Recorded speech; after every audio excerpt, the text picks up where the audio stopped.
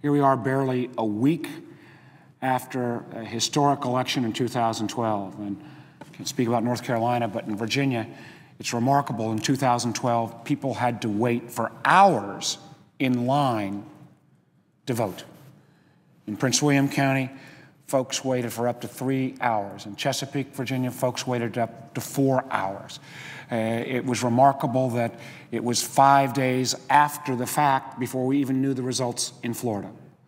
21st century, in the greatest democracy in the world, voting shouldn't be this much of a burden. And in many ways, when you have those kind of extraordinary lines, particularly if you're working, what we in effect have created is a 21st century poll tax.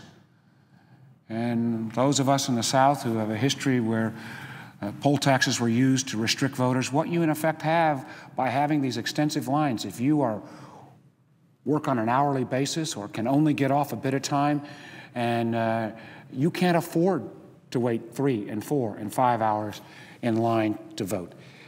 It would provide incentives for states like Virginia to invest in practices and technology designed to expedite voting at the polls and simplify voter registration.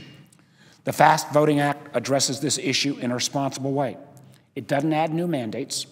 It authorizes simply additional resources for those states which step up with common sense reforms to make voting faster and more accessible to voters. I encourage Virginia's elected leaders to embrace this opportunity to improve access for Virginia voters who should not have to wait in line for hours to exercise their most basic constitutional right, the right to vote.